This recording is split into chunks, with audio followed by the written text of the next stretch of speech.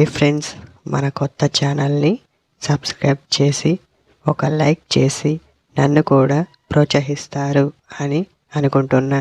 నమస్తే దోస్తులు, ఎలా ఉన్నారు? బాగున్నారా? పదండి ఇక వీడియోలోకి వెళ్దాం.